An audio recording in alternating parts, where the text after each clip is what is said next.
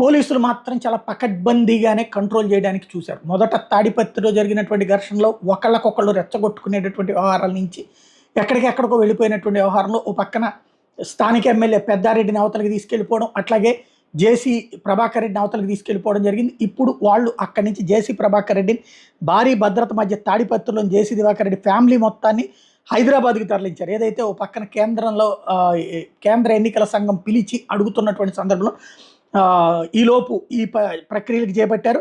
జేసీ దివాకర్ రెడ్డి, ఆయన కొడుకు జేసీ పవన్ కుమార్ రెడ్డితో పాటు వాళ్ళ కుటుంబ సభ్యులందరినీ హైదరాబాద్కి పంపించారు. జేసీ ప్రభాకర్ రెడ్డి భార్య, సోదరి తీవ్ర అనారోగ్యంతో బాధపడుతున్నటువంటి నేపథ్యంలో ఇది కక్ష సాధింపు అన్నటువంటి కోణంలో ఆగడానికి ప్రయత్నించారు. బట్ పోలీసులు మాత్రం బలవంతంగా పంపించారు. జేసీ దివాకర్ రెడ్డి సహాయకులు ఇంట్లోకి పంపించేందుకు కూడా పోలీసులు అంగీకరించలేదు. విషయం తెలుసుకున్న దివాకర్ రెడ్డి కొడుకు పవన్ కుమార్ రెడ్డి హైదరాబాద్ నుంచి తాడిపత్రి వచ్చారు.